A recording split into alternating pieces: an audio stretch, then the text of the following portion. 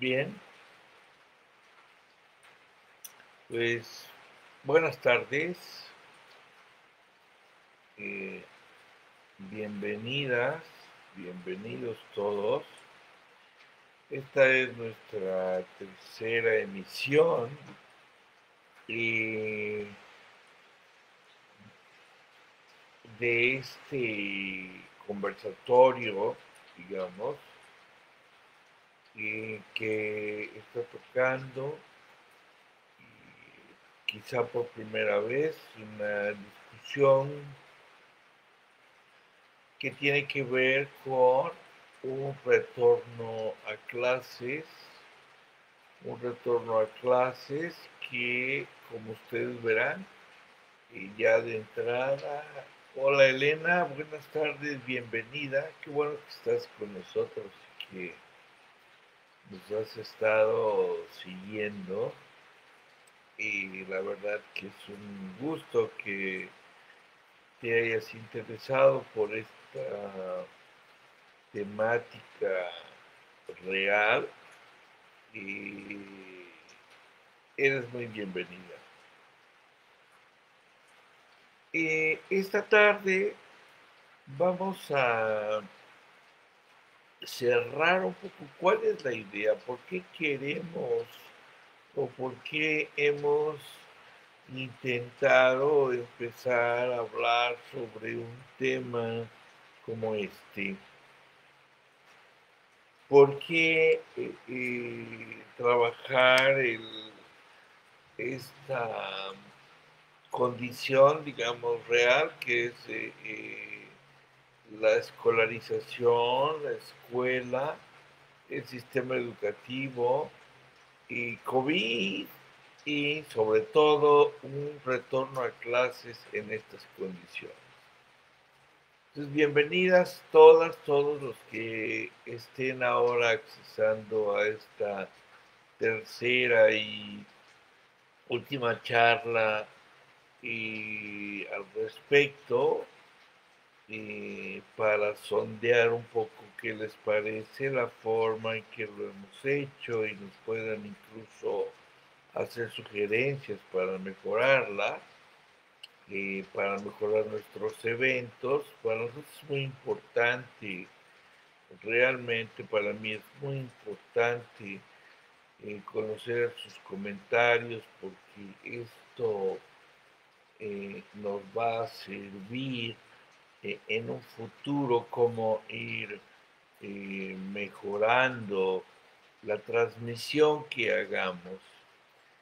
Entonces, bueno, precisamente hoy, pensando en la transmisión, lo que van a estar escuchando como en off atrás es un fuerte aguacero que espero me permita hacerme escuchar con suficiente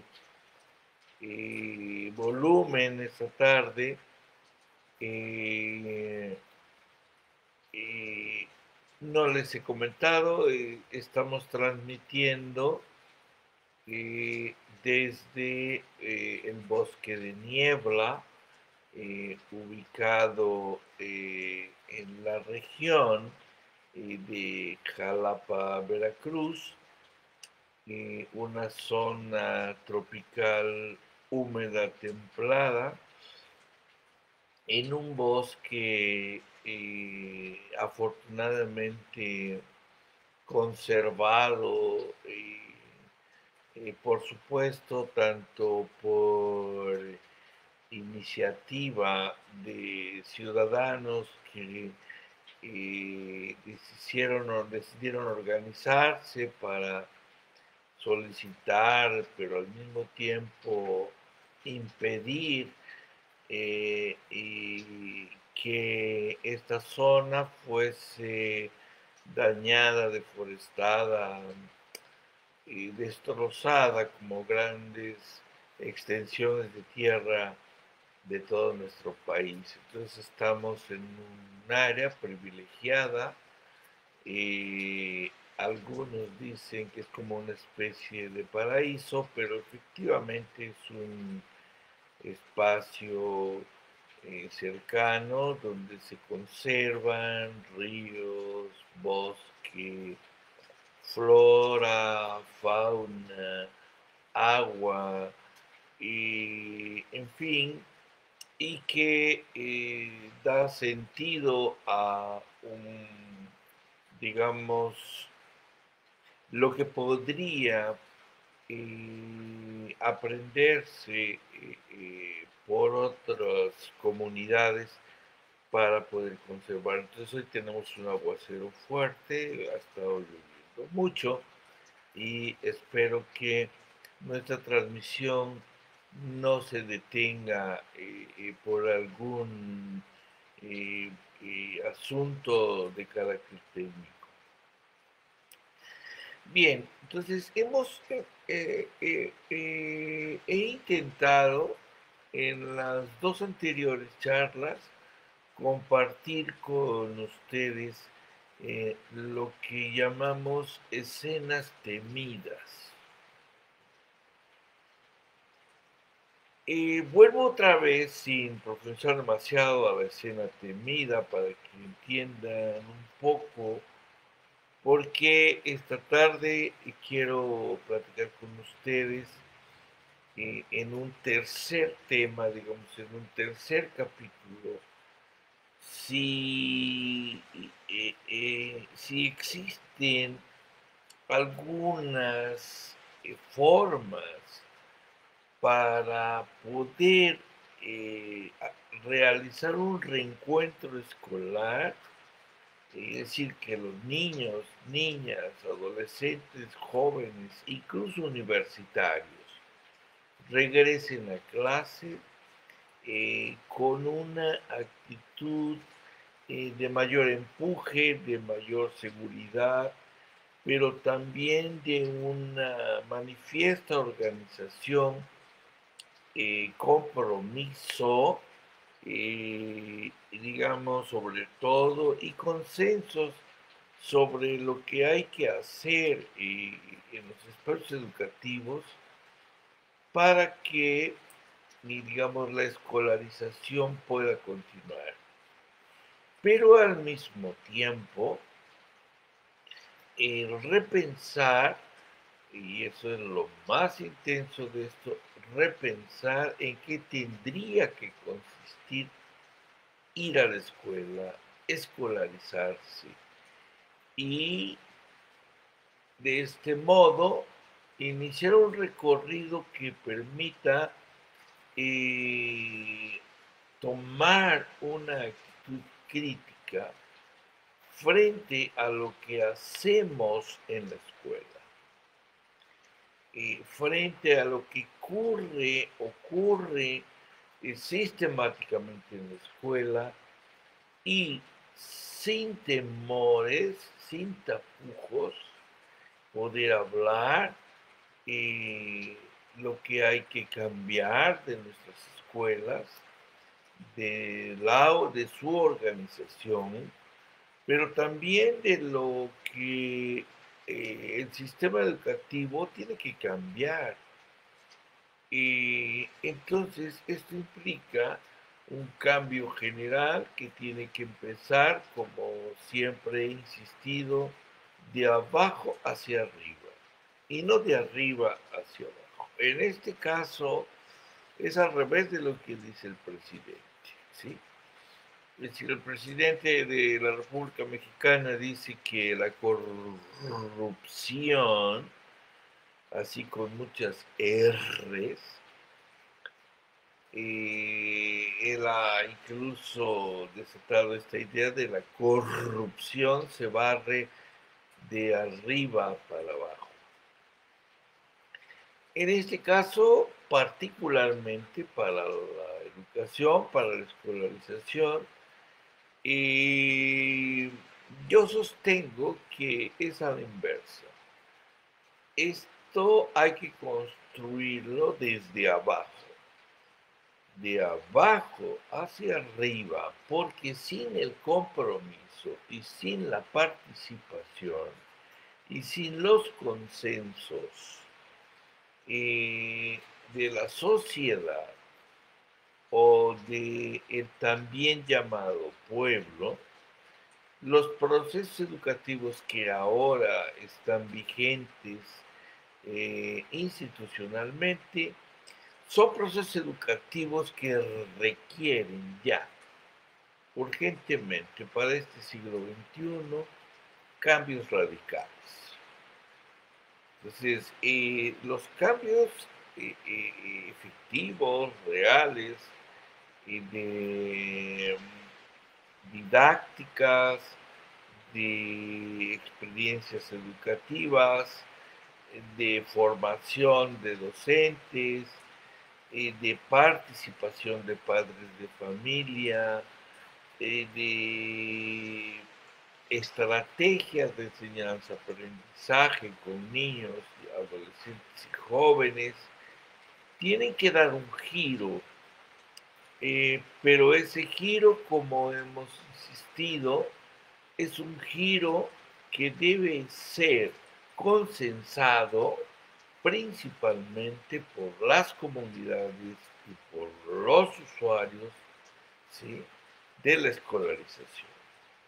Es decir, la escolarización es una técnica, es una tecnología, es un dispositivo formativo, o al menos tendría que ser un espacio conformado, consensado, cuyos propósitos, objetivos y beneficios estén a favor de la iniciativa de los propios actores y no de intereses ajenos, extraños, eh, o de gente de buenas intenciones, como seguramente lo son quienes trabajan en la Secretaría de Educación Pública Nacional y las instancias estatales, que se dedican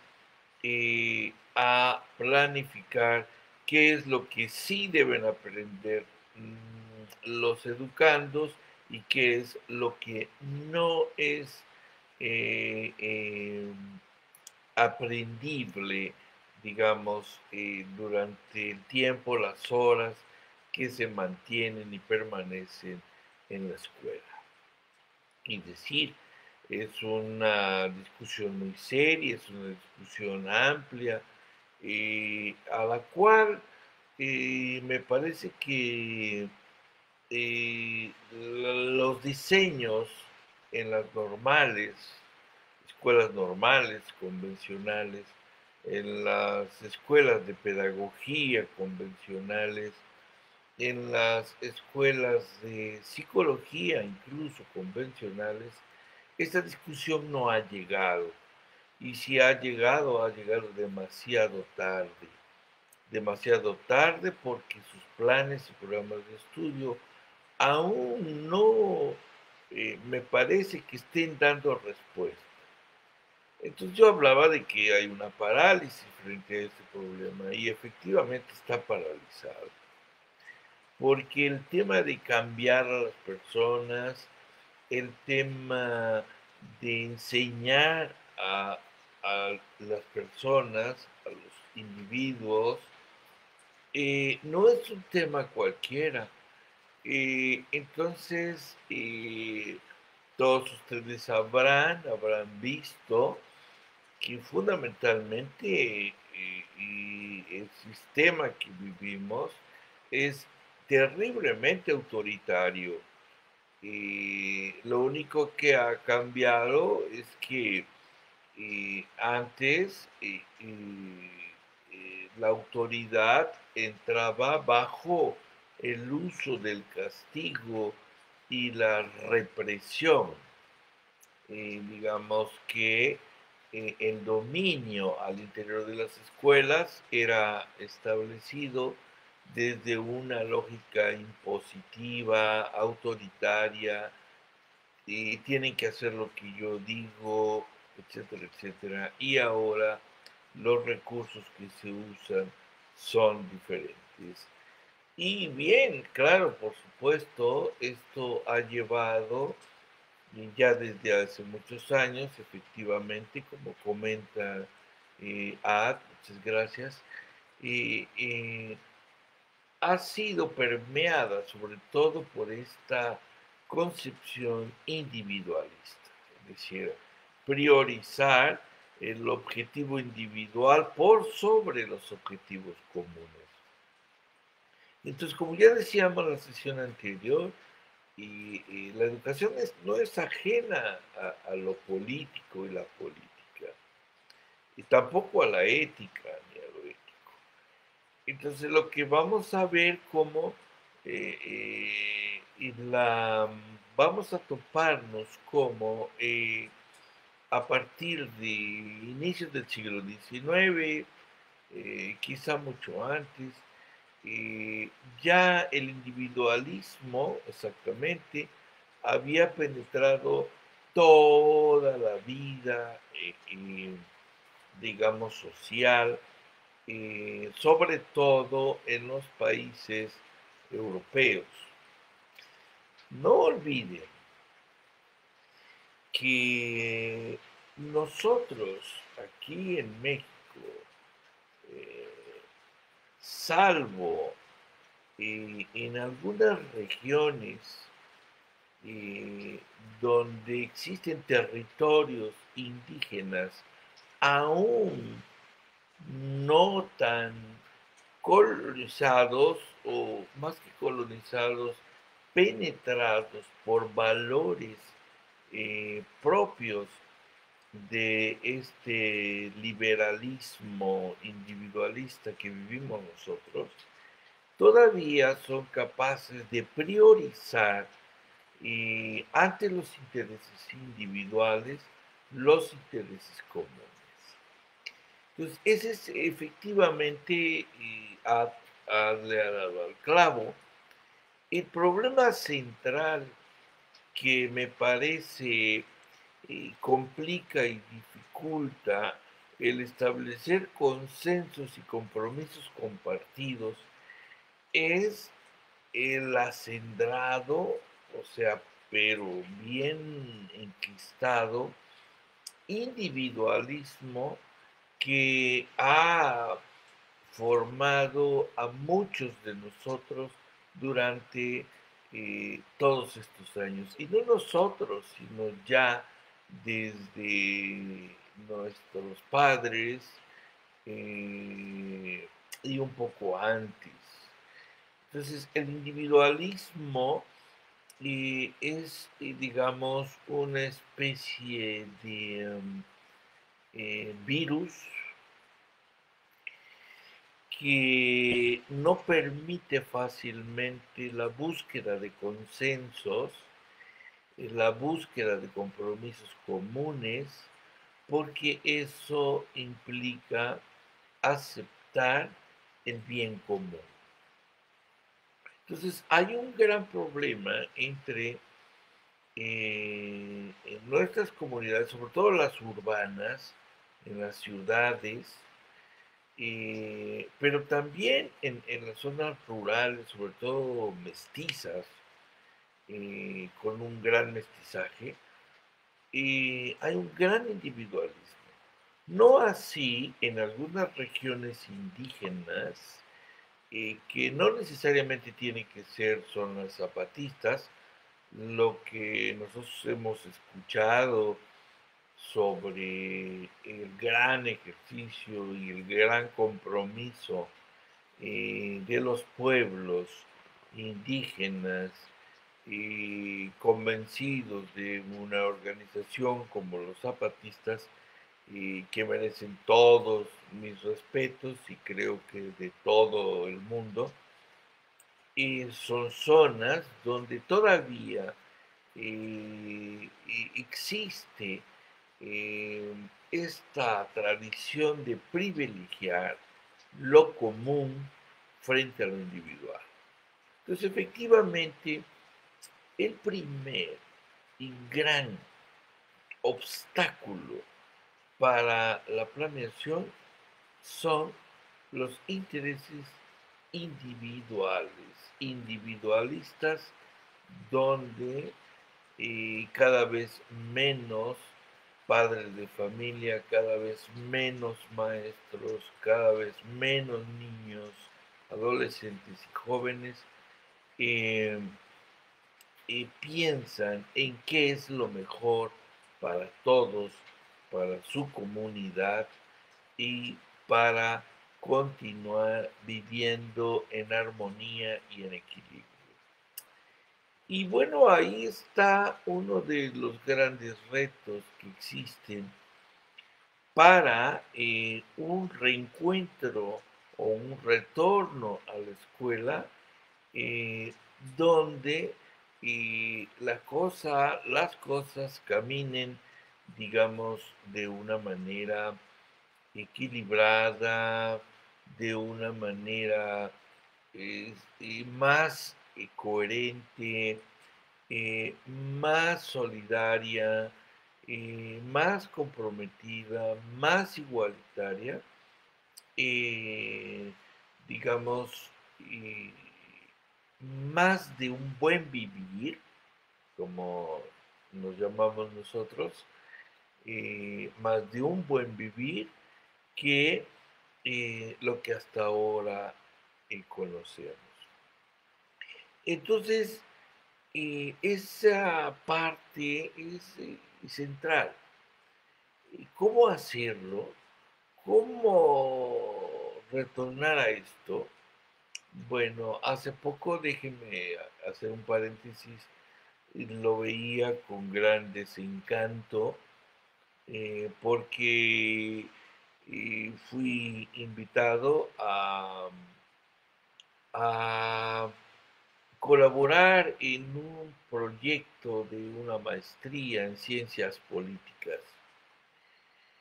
Y entonces a mí me tocó hablar exactamente sobre ciencias políticas, o lo que ahora llaman ciencia política. Y realmente hay una condición, me parece, errónea de asociar la ciencia política con la administración pública. Son dos elementos que ojalá pudiesen tocarse algún día, pero que en este momento no es tan real, porque la ciencia política busca el bien común, pero el bien común desde una lógica que no está asentada en las burocracias gubernamentales. Burocracias que al final de cuentas nos han mostrado que en sistemas económico-políticos como los que vivimos se orientan fundamentalmente a trabajar en base a intereses privados, individualismo puro. Entonces, esto es complicado porque uno trabaja la idea del bien común, que es lo que nos conviene a todos, mientras cuando se introducen los estudiantes a la administración pública, pues solamente les empiezan a enseñar técnicas, procedimientos eh, de oficina, burocracias, conceptos demasiado cortos como para reinventar la gobernanza, que es otro campo que se tiene que reinventar y que de alguna manera, quiérase que no, el actual gobierno federal de México está haciendo intentos. En este intento yo digo que la pinza tiene que cerrar. Entonces, en el caso de la educación es al revés.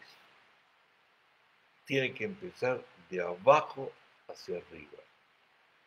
Tiene que empezar desde la familia, desde las comunidades, desde los individuos, y que acepten, se convenzan, hagan conciencia, como ustedes lo quieran llamar, de que es para sobrevivir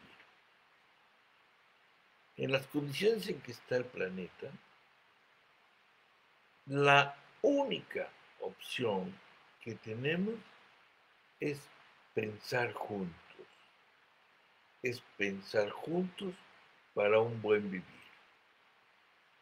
Si no iniciamos un pensar juntos para un buen vivir, donde se tomen en cuenta las opiniones, el sentir, los deseos, ¿sí?, colectivos,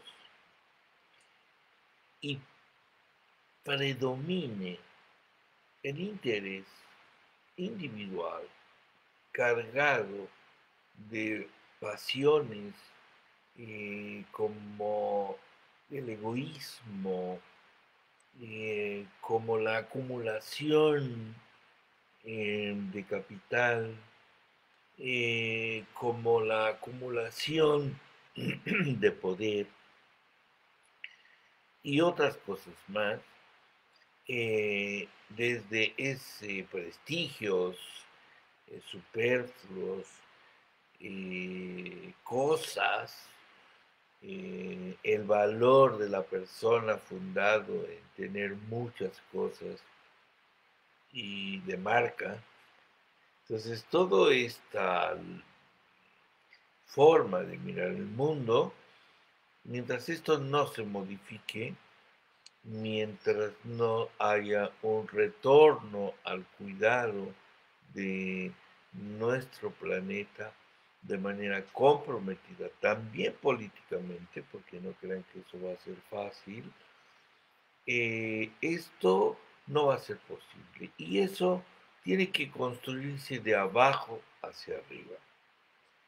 Entonces, el mejor espacio para construir eso son las escuelas, pero sobre todo las escuelas pequeñas, de pequeñas comunidades, de comunidades mestizas, de comunidades indígenas, sobre todo, que tienen la posibilidad de construir consensos, eh, a partir de intereses comunes.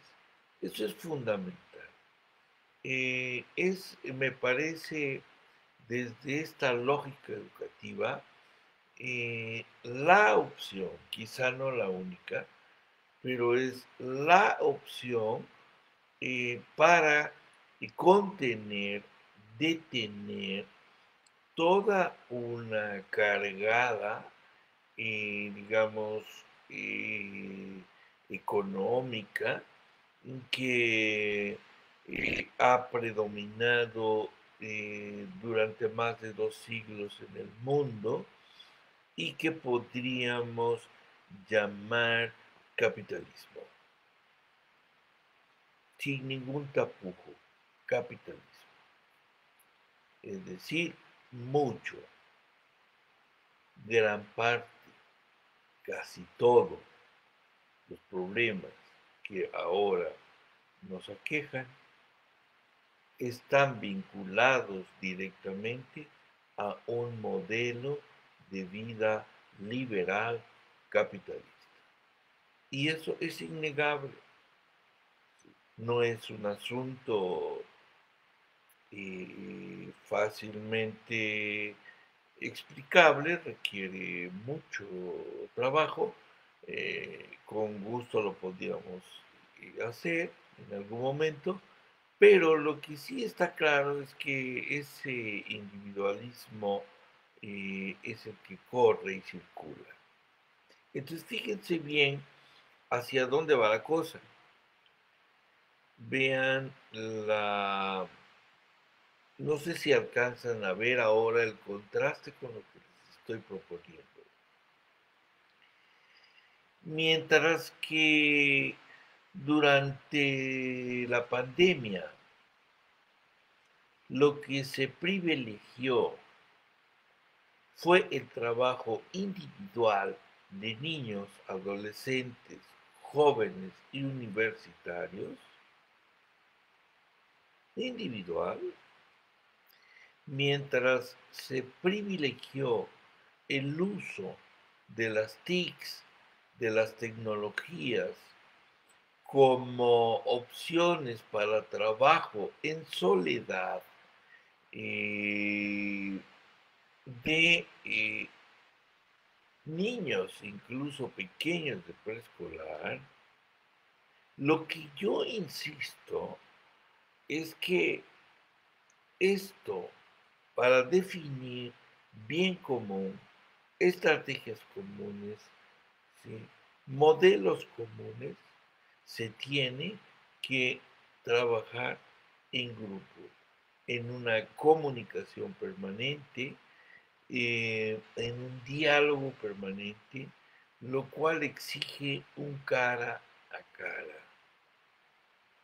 Sin descartar, por supuesto, para aquellos que pudiesen pensar que descarto estos medios tecnológicos, sin descartar una reorientación, ¿sí?, sin descartar un, eh, un ejercicio permanente de aprovechamiento de las redes sociales para también hacer comunidad, pero hacer comunidad en torno a discusiones, análisis, temáticas definidas directamente por las propias comunidades que se organizan para, digamos, pensar o acordar acciones, estrategias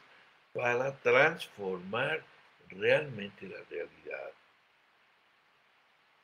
Y todo esto tiene que empezar de abajo hacia arriba. Eso no lo puede hacer un presidente de la República. Sí, puede quizá empujar fuerte, puede quizá tener el suficiente empuje, poder, etcétera, para que con colaboración de algunos de sus funcionarios las cosas tomen un sentido diferente.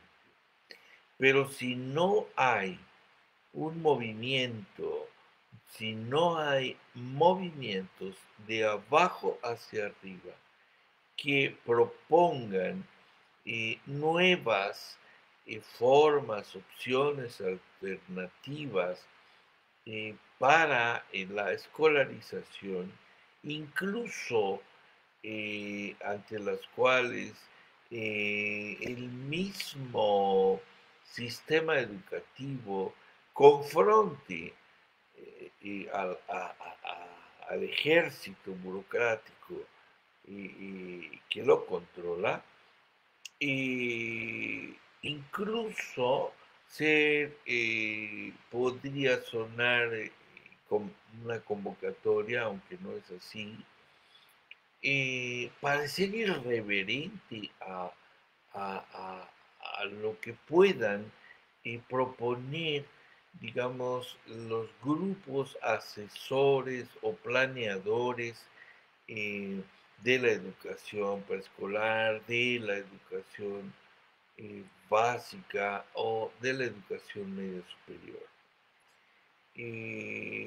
Les comento esto porque en mi recorrido de vida he tenido la oportunidad de estar cerca de esto.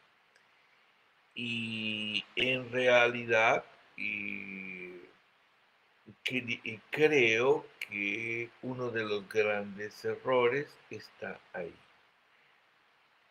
en que en ese esfuerzo por tener un control hegemónico sobre la educación, lo único que hemos logrado es generar un gran monstruo, como es el sistema educativo mexicano, con un modelo educativo siempre fluctuante y siempre cargado de vicios, que no ha permitido un aprovechamiento, una transmisión de saberes, eh, digamos, pertinentes, relevantes y significativos para las comunidades, en las cuales incluyo niños, adolescentes, jóvenes, adultos, padres de familia y en general habitantes de las propias comunidades. Entonces, esto es realmente son resultados realmente cada vez más desastrosos y nos muestran cada vez más, como se los he insistido, que la educación en México, no sé si en toda Latinoamérica, pero cuando menos en México, está en picada, está en caída. Entonces, ¿qué tal, Eric? Buenas tardes. Gusto saludarle. Bien que esté con nosotros hoy. Entonces, vean cómo en estos dos encuentros que tuvimos ayer y antier, bueno, desplegué con cierto detalle una serie de argumentos y hoy los quiero llevar hacia el pensar cuál sería la mejor estrategia. Entonces, primer elemento, ¿sí? Priorizar el bien común sobre el bien individual en nuestras comunidades educativas. Empecemos por la escuela.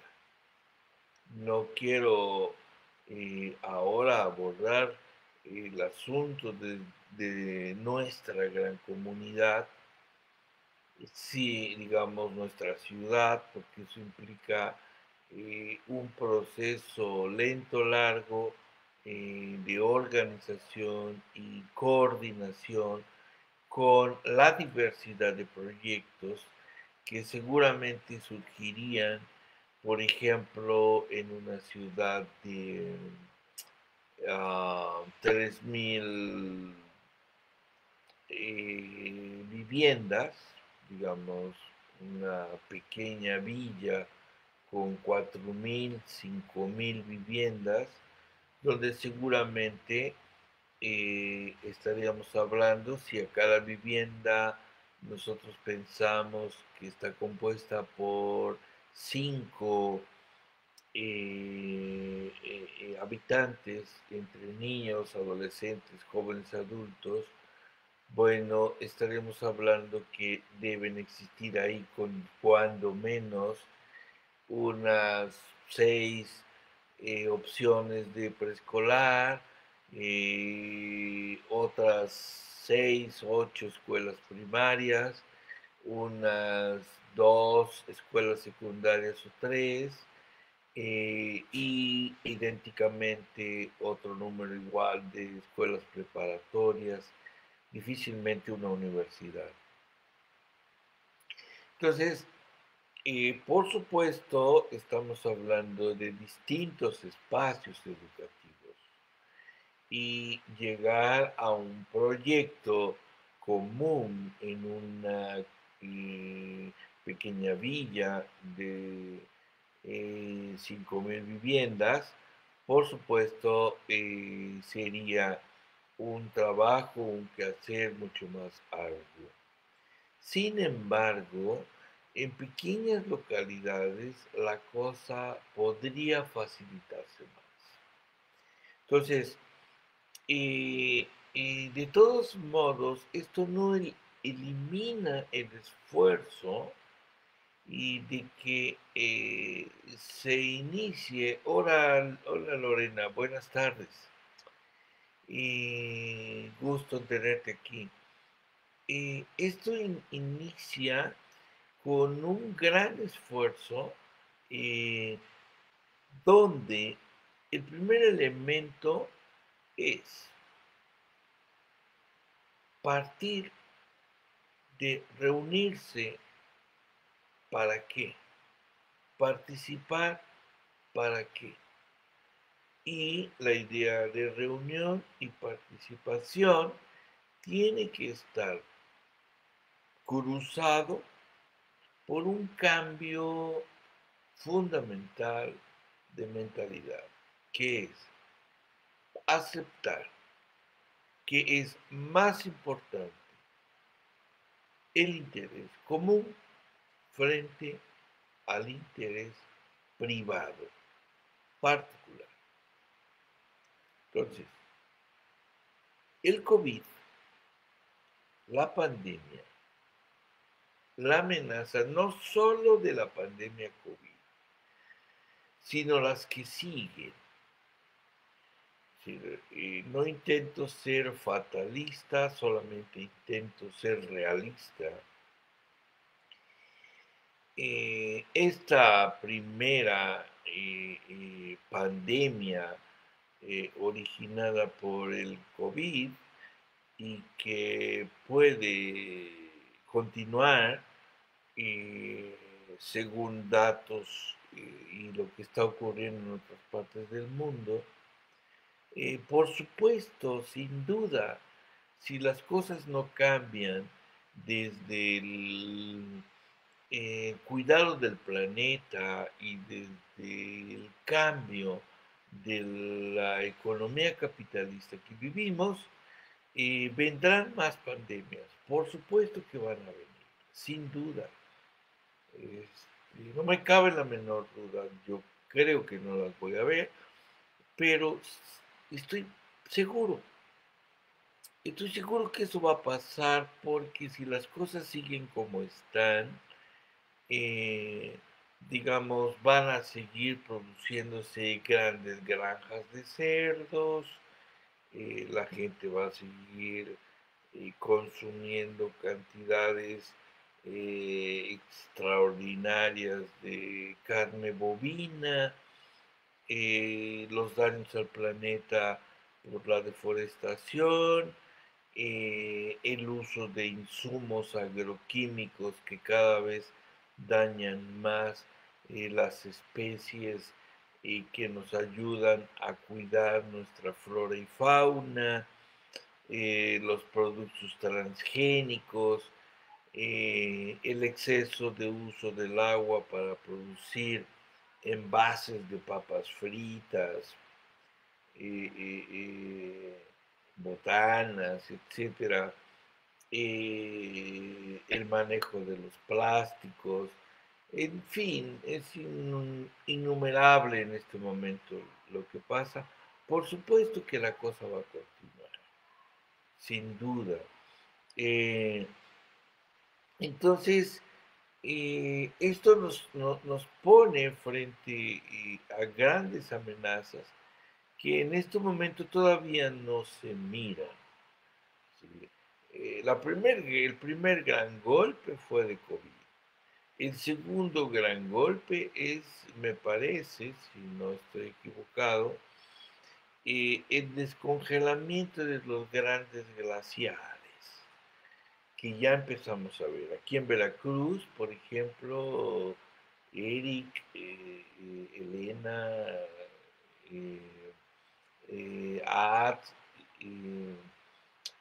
todos, Eric, entre los que alcanzo a ver ahora, ya está ocurriendo.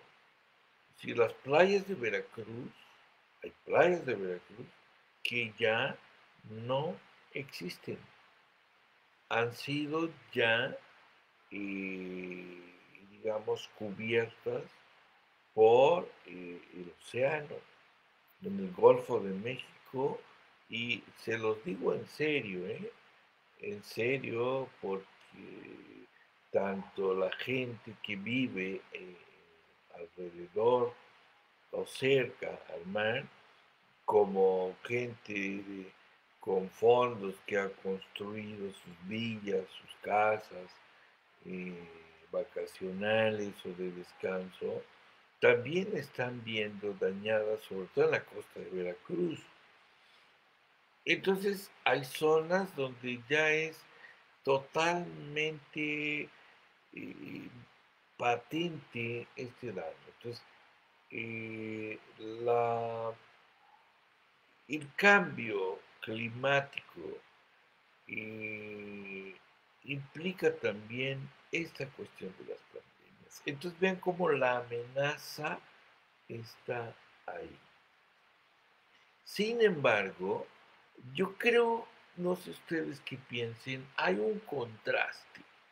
Si el individualismo es tan recalcitrante, es decir, ha logrado entrar hasta la médula de los huesos de cada uno de los ciudadanos del mundo, de tal manera que prefieren la muerte antes que tomar en cuenta, o más que la muerte, quizás estoy exagerando, prefieren más que nada consumir cierto sentido imaginario de libertad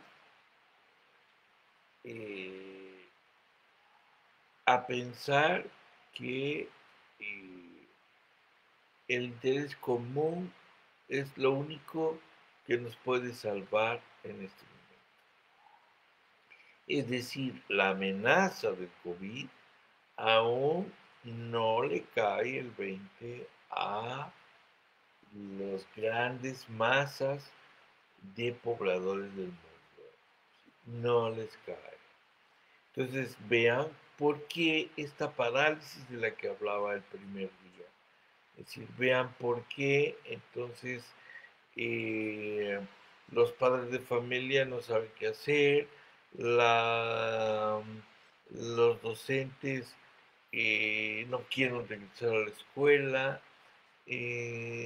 solamente los niños son los que en su inocencia muestran que ya están cansados, aburridos, deteriorados de los encierros en casa, sobre todo en las grandes ciudades y medianas, eh, para protegerlos, ahora sí, de ser presa de esta enfermedad, en muchos casos mortal.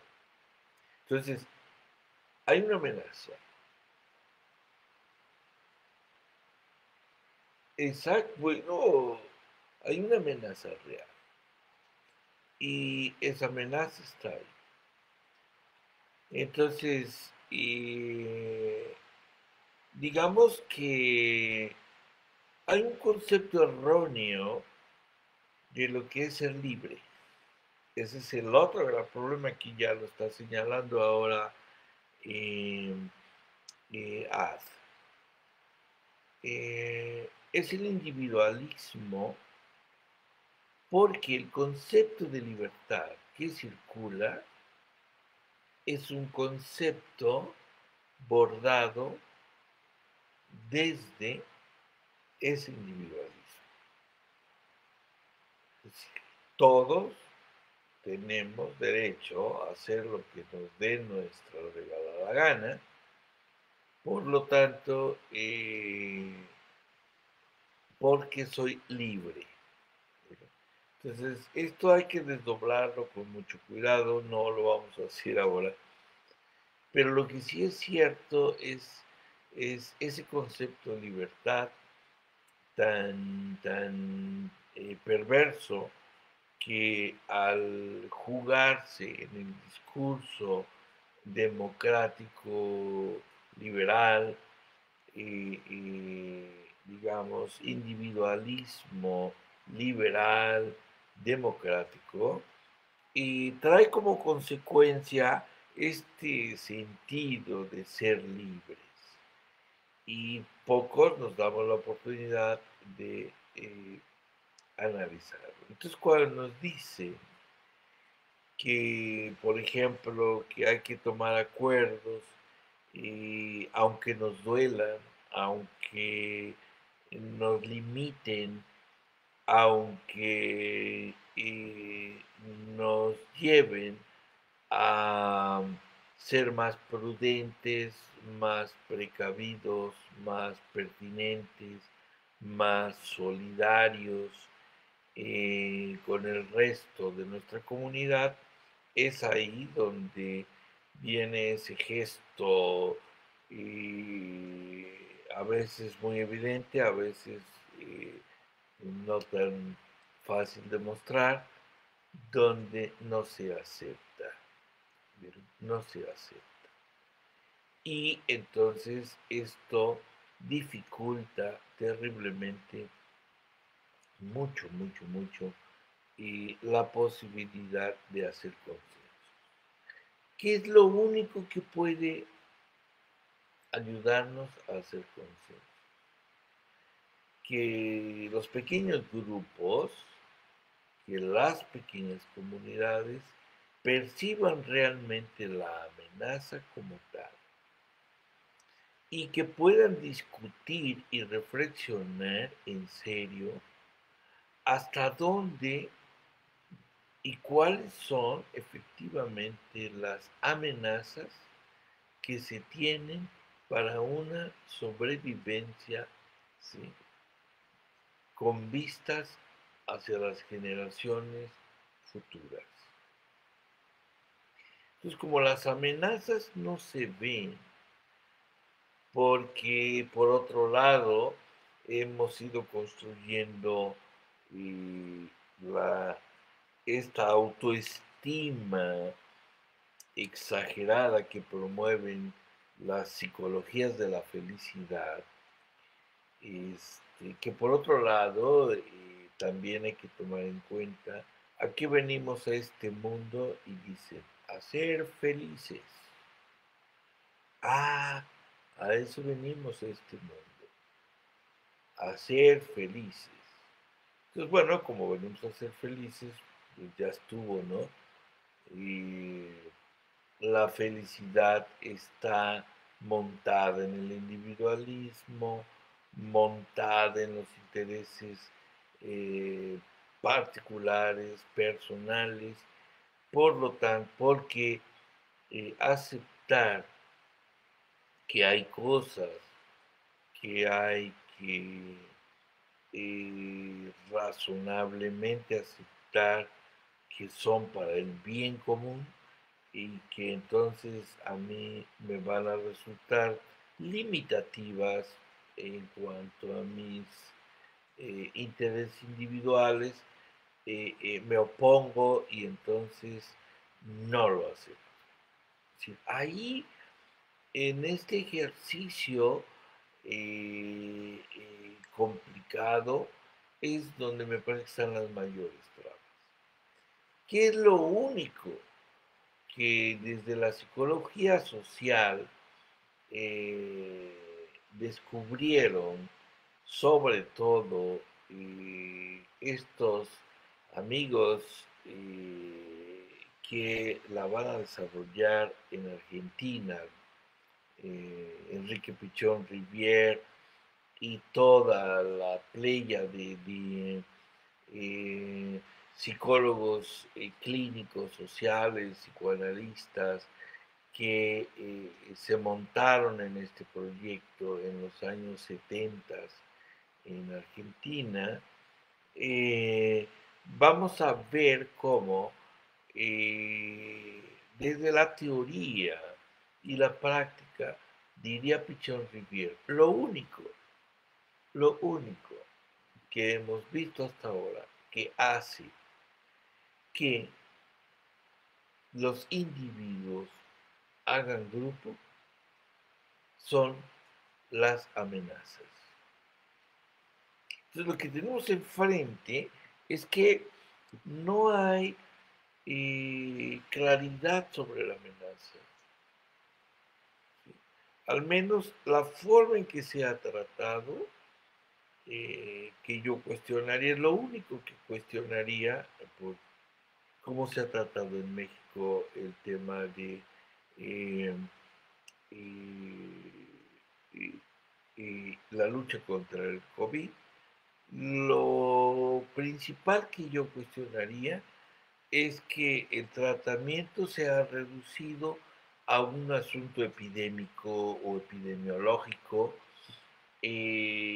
donde el Estado toma las riendas, pero la sociedad solamente tiene que acatar medidas. Eso está bien, eso me parece que está bien, pero no se ha abierto una discusión seria de que es una amenaza inicial, ¿sí? Y que es, digamos, la primer ola de amenazas que seguramente irán manifestándose eh, durante los próximos años a partir del daño que se está ejerciendo sobre el planeta que nos sostiene. Entonces, eh, Enrique Pichón Rivière dice, solo la plena conciencia individual de que hay una amenaza que amenaza a todos, es posible que se forme el grupo. Es posible que la gente se agrupe. Solamente la amenaza es lo que va a llevar a que grupos de padres, de madres, de docentes, de maestros, profesores, se organicen y tomen decisiones y medidas para actuar, enfrentar la amenaza. Y eso está demostrado en, por supuesto, eh, eh, déjenme decirles rápidamente la referencia para aquellos que se interesen. Esto lo trabajó un filósofo francés, Jean-Paul Sartre, analizando la Revolución Francesa, y de ahí Pichon Rivière lo retoma eh, eh, considerando estas amenazas. Dice Art, pero ¿cómo hacer visible que la amenaza es el neoliberalismo? Bueno, porque, claro, porque el discurso,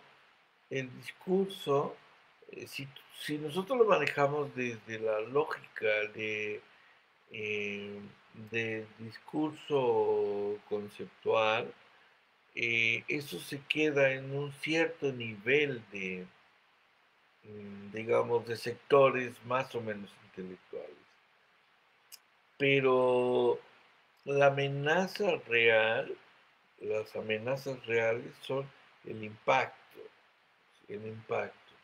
Por ejemplo, ¿por qué los campesinos, eh, eh, digamos, los esclavos para las luchas de independencia, los campesinos para el movimiento revolucionario de la Revolución Mexicana, se unen y se coordinan?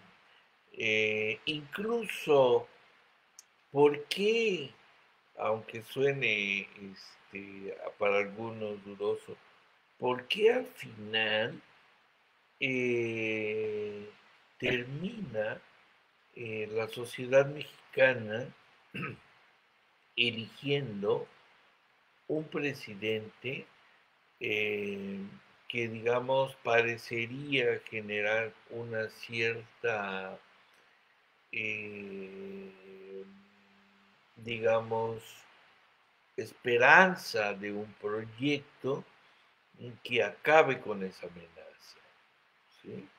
Es decir, la gente no puede nombrar la amenaza como neoliberalismo, solamente la siente en carne propia y a través de distintos elementos. Te recomendaría un poco al margen, disculpen, leer un poco a Ernesto Laclau y un poco toda su propuesta eh, en relación a un planteamiento sobre el populismo. Muy interesante. Cierro, disculpe la invitación. Entonces, vean cómo, dice él, es esta la amenaza es lo único.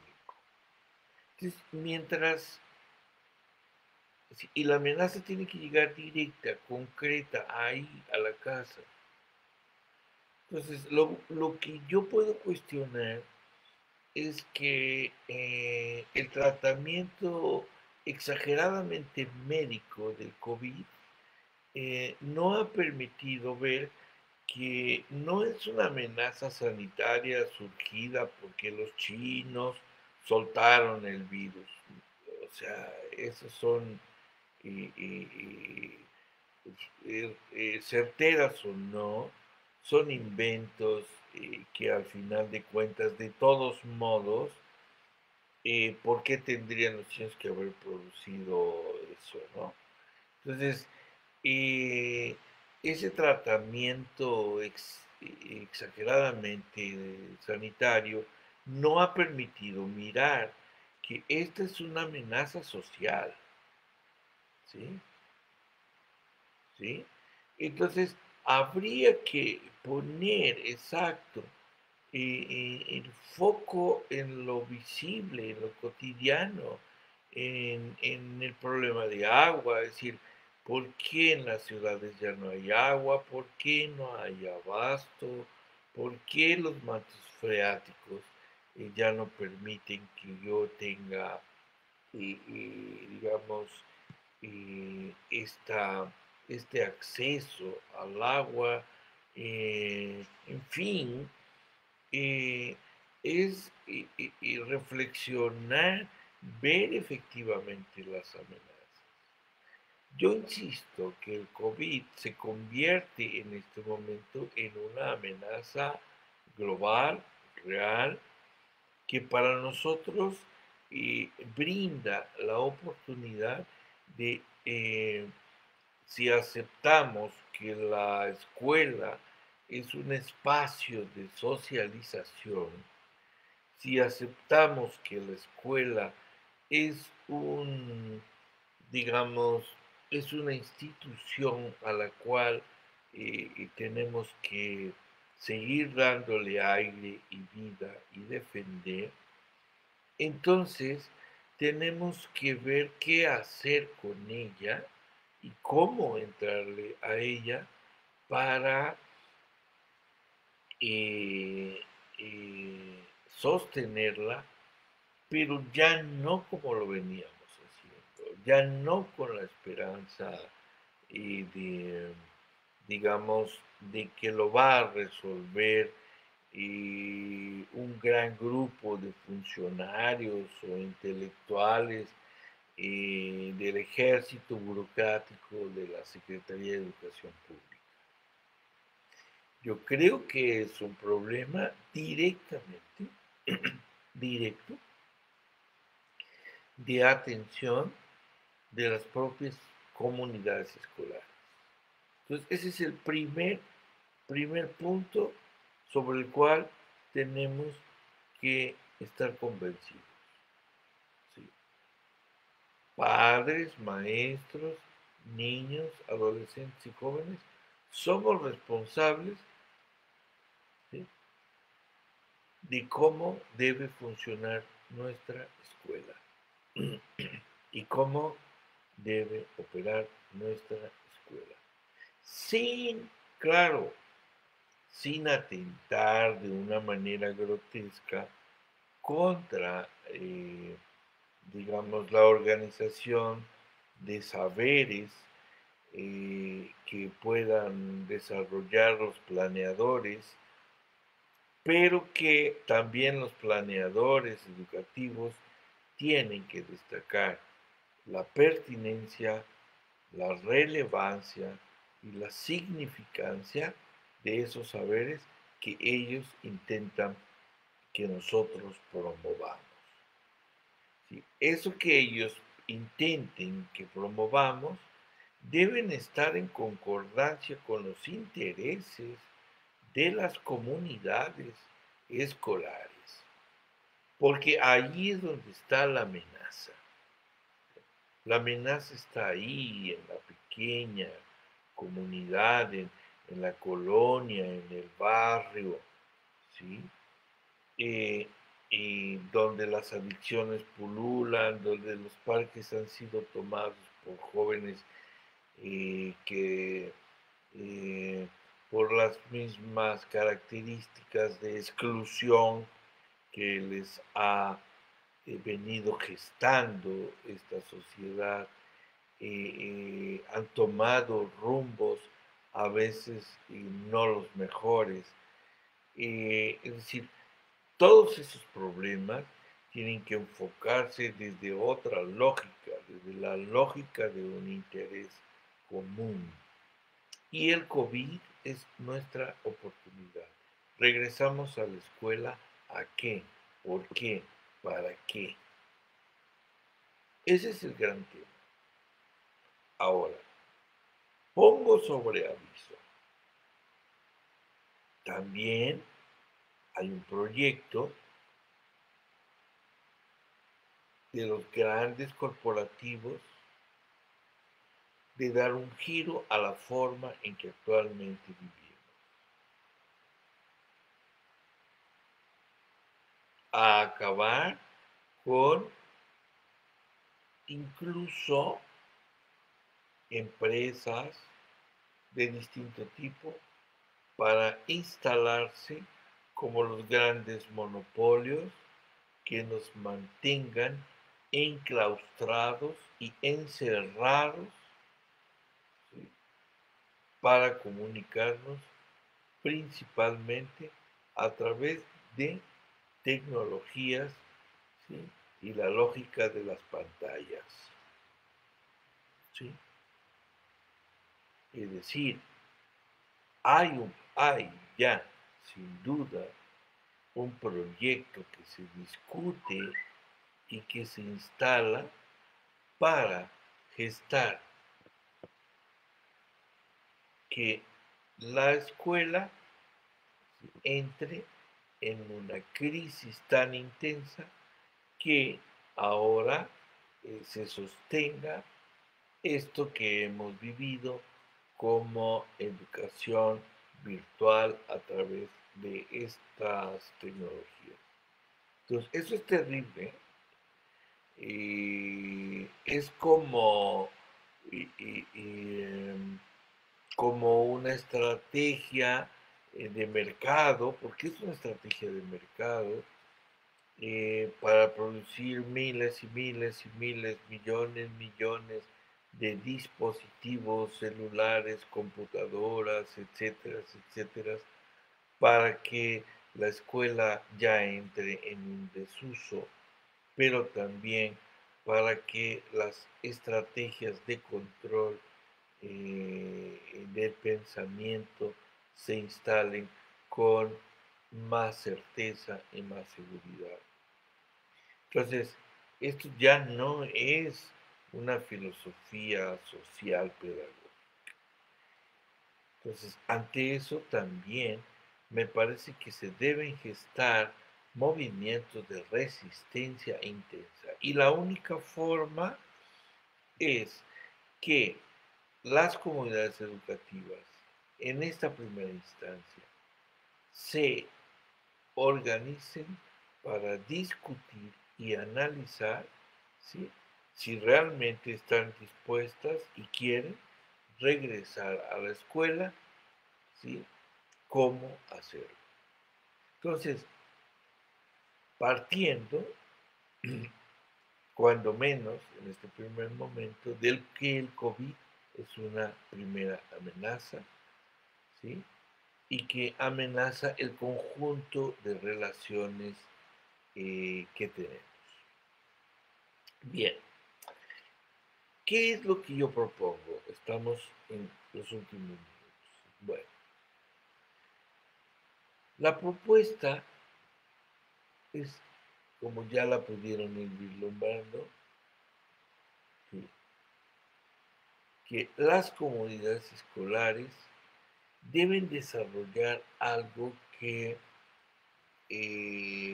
algunas personas ya intentaron echar a andar institucionalmente en varios países, en México principalmente a partir del impulso, del empuje y de un pedagogo aún vivo, a quien yo admiro y respeto, que se llama Luis Benavides. Luis Benavides, colaborador en su momento de la UNESCO, empujó fuerte, logró convencer a un gobernador para que desde la misma estructura burocrática, institucional, se desataran procesos de organización democrática, es decir, un intento de hacer de la democracia un modo de vida para que se generaran, ¿sí? Acuerdos, compromisos, convenios, eh, consensos entre padres, maestros y alumnos para decidir internamente cómo debía funcionar su escuela. ¿Cómo se hizo? ¿Cómo se intentó? Que al final de cuentas no es que haya terminado siendo un ejercicio fallido, sino más bien golpeado, digamos, no conveniente para ciertos sectores de poder sociales y económicos. Es decir, ¿cómo se hacía? ¿Cómo se hace? Bueno, bajo ciertos procedimientos, y no, este es solo un ejemplo, no pueden ser otros, desarrollar asambleas, asambleas, talleres de planeación, pero digamos asambleas bien organizadas, bien planificadas, utilizando estrategias de educación popular para que padres de familia como núcleos discutan primero ellos cuáles son los principales problemas que aquejan o que vislumbran en torno al funcionamiento de la escuela, su escuela, sus escuelas, donde acuden sus hijos, y pueda construir una visión compartida de lo que está ocurriendo y una visión compartida de las posibles soluciones, ¿sí? Pero también compromisos que pueden tener para que esto cambie. Por otro lado, también los maestros y administrativos de esos planteles, de esas escuelas, tendrán que desarrollar una discusión, asambleas internas, críticas y autocríticas de su forma de operar la escuela, ¿sí? Para poder enfrentar eh, fortalezas, debilidades, problemas que miran y poder, sí, ahora sí, enfrentar sus escenas temidas frente a la incursión de padres en la escuela. Es decir, la intervención y la escucha. Y un tercer elemento es escuchar a niños, adolescentes y jóvenes. ¿Qué es lo que a ellos les parece que en la escuela no funciona y que no les gusta? Para poder construir que sí les gusta y cómo miran, qué proponen, qué sugieren para que su escuela funcione. Si estos consensos posteriormente se cruzan, se reflexionan en estructuras de participación democrática, de discusión, de análisis, que permitan que, digamos, los propios actores establezcan sus propios mecanismos, ya sean representantes convencidos, electos por consenso para que discutan y luego las discusiones regresen a los sectores, en fin, y los problemas propios de la comunidad escolar y de su entorno se aborden en común, y que se aborde también cuáles son los desempeños, diría Luis Benavides, que deben desarrollar los niños y los educandos en general frente a su futura educación en todos lados, y la escuela como principal promotor del desarrollo de esos desempeños y algunas de ellas competencias, es entonces como que creemos que puede darse un cambio. Y que creo también, esto ya lo incluyo yo, ya desde una lógica de la psicología social eh, elaborada por Pichon Rivière y por lo que puede abrevar el psicoanálisis y otras cosas más, que permitan trabajar un poco con esas escenas temidas por todos. Sí, porque las escenas temidas están en maestros, sí, fuertes, muy fuertes, pero también en padres de familia, sí, muy fuertes, y sin duda también en los niños y niñas, sí, también son muy importantes. Sin embargo, a partir de hablar con niñas, con niños, con maestros, con padres, estas escenas temidas se manifiestan de distintas formas, eh, según los ámbitos, pero es decir, los padres, por un lado, en este momento tienen una opinión complicada de estas escenas temidas para regresar a la escuela, pero no saben cómo va a ser, ¿sí?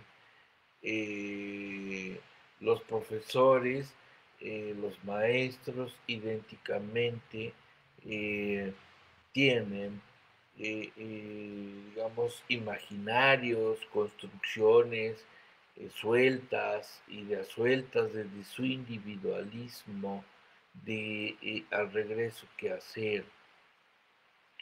Los niños pequeños lo que quieren es ver a sus cuates, a sus amiguitos, a convivir, a jugar, a platicar, porque es lo que más les interesa de la escuela, socializar.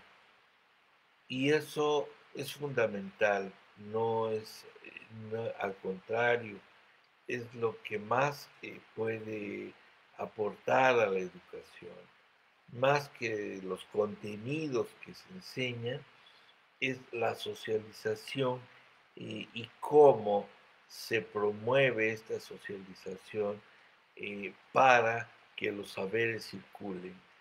Es decir, lo principal es socializar.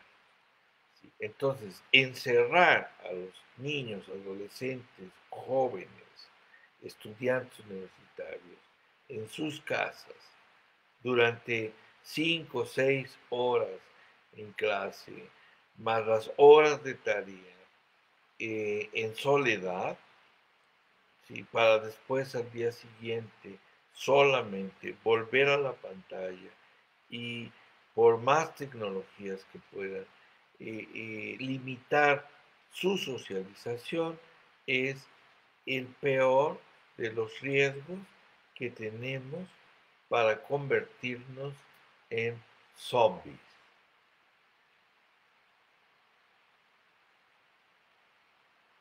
Esta es la lógica de un futuro, ¿sí?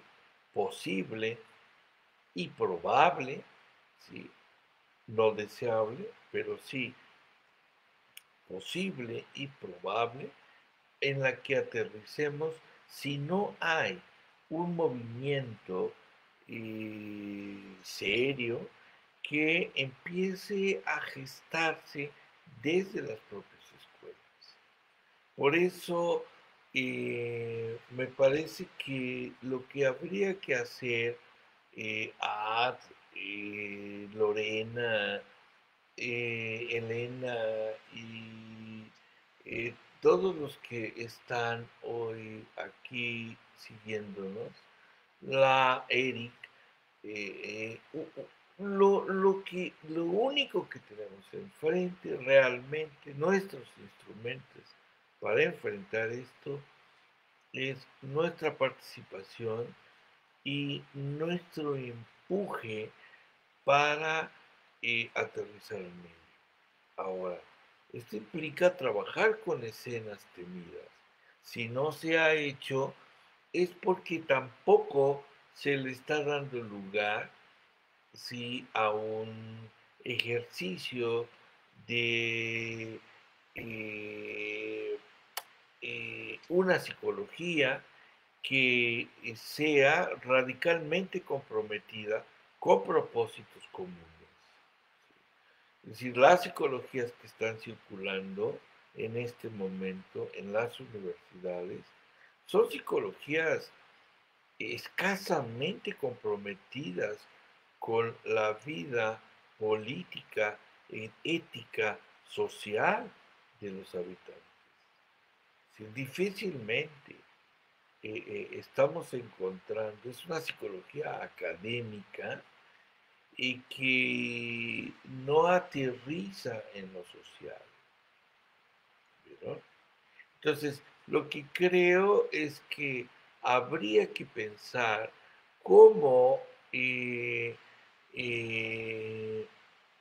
aprovechar los filones, si es que así es, si es que lo tienen, y aprovechar los filones de estas distintas escuelas psicológicas para impulsar esta posibilidad de planeación participativa, organización grupal, formación de consensos, vida democrática y creación de compromisos eh, convencidos, conscientes de lo que deben ser nuestras escuelas en el futuro. Solamente así creo que podríamos hacer un esfuerzo importante en común. Esto, por supuesto, que exige en estas asambleas, en estas estrategias, en estas técnicas, en estos procedimientos como el que nos enseñó y diseñó en su primer momento Luis Benavides, nos permita leer los escenarios, pero ampliar más allá, digo yo, para entender los escenarios catastróficos que nos vienen en cada una de nuestras propias comunidades. Una de las cosas que yo agregaría es que hay que pensar en ese escenario catastrófico que viene, que es el único que nos permite pensar en las amenazas y entonces dar cuenta de las amenazas. Es decir, la amenaza por supuesto que se hace visible. Sin duda, las comunidades logran, después de un ejercicio reflexivo, darse cuenta, si ya las saben, lo único que no las han organizado, no han tenido la oportunidad lógica, no han tenido la oportunidad de, digamos, animadores, eh, educadores, eh, para avanzar en esto. Si no olviden todos ustedes que eh, si lo revisan con cuidado, la, la pedagogía o las pedagogías que hasta los años 70 habían tenido y estaban teniendo auge, eran pedagogías comprometidas. La pedagogía, la enseñanza activa, las pedagogías para trabajar con niños, desde la misma Montessori, pasando por De Crowley, y fundamentalmente para mí por Celestine Freinet, eh, son pedagogías realmente y profundamente innovadoras y de cambio que gestan todo el tiempo un movimiento. Pedagogías de educación popular para adultos como la de Freire, ¿sí?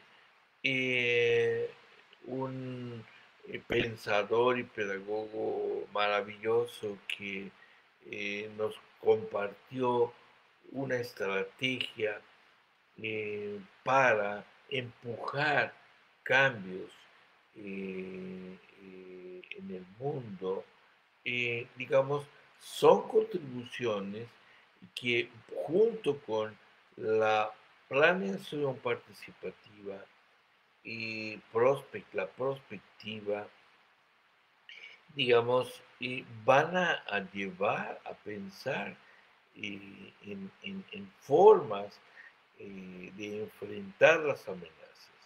Toda comunidad tiene amenazas cercanas, situadas. ¿Sí? Las cantinas de cerca,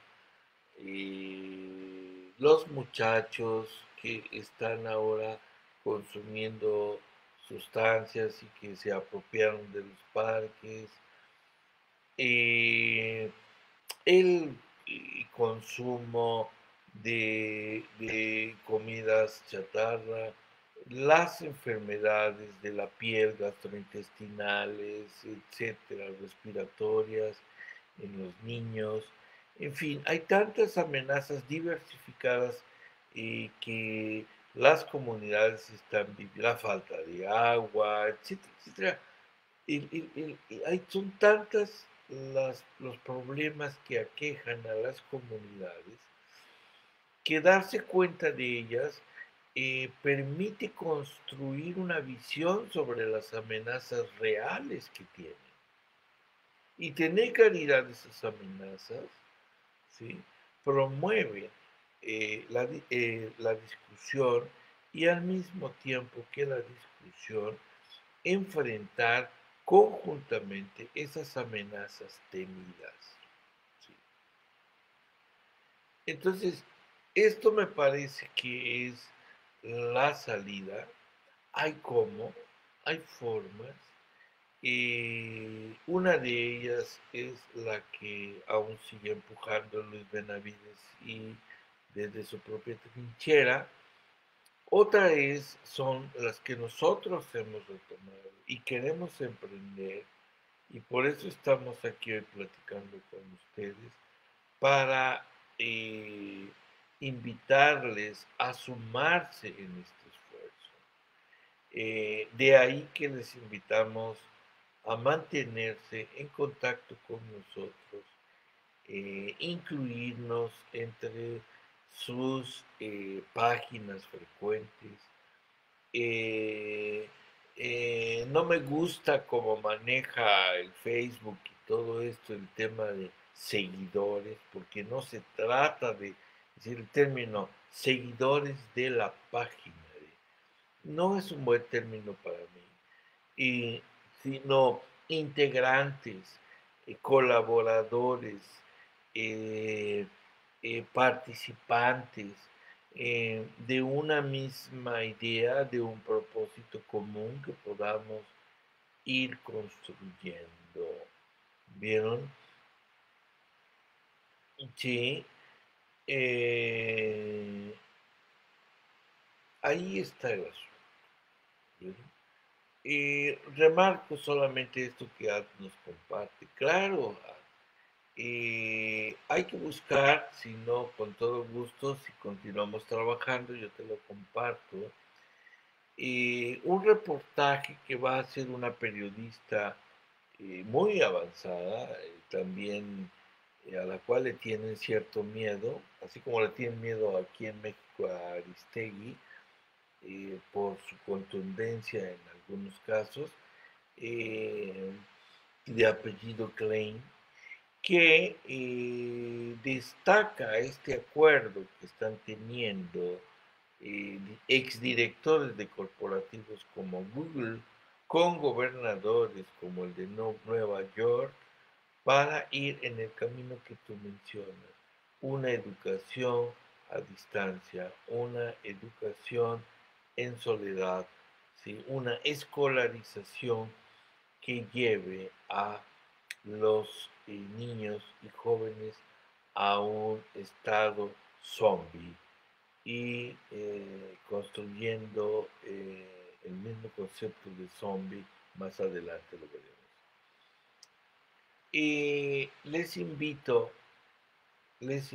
a seguirnos, sinceramente. Les invito a construir el proyecto conjuntamente.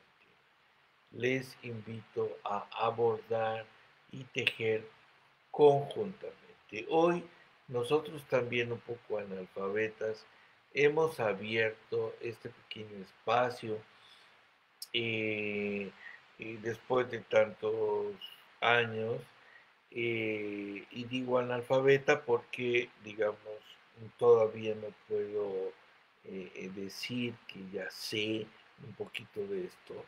Estoy igualmente que muchos de ustedes empezando a jugar con esto, viendo realmente qué potencial nos dan para ir gestando este movimiento. Lo que tengo claro es que en política sí funciona. Es decir, las movilizaciones en Egipto, las movilizaciones en España, las movilizaciones en Colombia, las movilizaciones en Chile,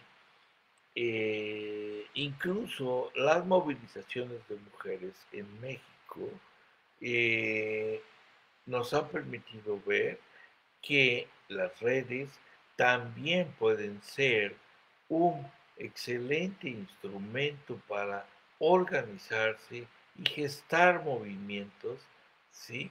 Sociales y políticos, ¿sí? Que denuncien, pero que también propongan opciones. Entonces, esto que durante los últimos tiempos, digamos, los últimos años, hemos estado viendo que sí puede generar movimiento, es lo que nos ha empujado a invitarles a esto, a este ejercicio, y que ya no es un ejercicio de querer hacer universidad. ¿Bien? Por eso, cuando ustedes entren a nuestra página, van a ver que hablo de que esto intenta ser un ejercicio post-universidad. Es decir, después discutiremos qué queremos decir con eso, pero lo que sostenemos, de hecho, junto con pensadores como Lyotard, es que la universidad actual está en picada, está en caída, está muriendo y solo se sostiene porque internamente tiene sangre que le inyecta el Estado, tiene sangre que le inyectan los padres de familia y jóvenes que tienen la expectativa que con eso van a resolver su vida futura, pero que cada vez más el desencanto nos muestra que están en picada. Entonces, tenemos que generar nuevas opciones, nuevas estrategias, nuevas formas de transmisión del saber, democratizar el saber, romper con estas formas individualistas, romper con la idea de éxito, digamos, como principio básico para el individualismo, romper con la idea de competencia, marcar más, como dice Luis Benavides, el concepto de desempeño en el sentido de liberar lo empeñado, ¿sí? Darle una vuelta al bucle, diríamos nosotros, a lo que es la enseñanza y la escolarización. La educación es más amplia, ese es otro tema. ¿Sí? Educamos todos nos educamos, todos nos educan, ¿sí? Entonces ese es un tema que discutiremos posteriormente. Si les gusta lo que estamos haciendo, Elena, Ad, Eric, y todos los que ahora nos han hecho favor de seguirnos y que seguramente nos van a ver, súmanse, intentamos sumar, impulsen y si no quieren, hagan sus propios proyectos, pero súmense con nosotros, construyamos esto. No se trata de ser protagónico, sino que sí se trata de ir en un camino que nos permita enfrentar eh, estas amenazas y al mismo tiempo enfrentar las escenas temidas de una manera común. Y gracias por habernos seguido en estas 3 charlas. Esperemos que en un futuro tengamos algunas, iremos diseñando otras ya más específicas. Tenemos talleres ya más o menos programados. La idea era con esto empezar a calentar el ambiente. Bienvenidos todos, gracias y seguimos en otras, seguramente en otras propuestas, en otras invitaciones a las que estaremos convocando. Y quizá ahora sí, con un portal abierto, quizá aprovechando el Zoom, para poder cruzar con algunos de ustedes sus propias opiniones y puntos de vista. Muchas gracias, estoy con ustedes, un abrazo. Yo soy René Montero Montano y espero que podamos continuar. Un saludo para todos y nos seguimos comunicando por este mismo medio, por Messenger, por otras vías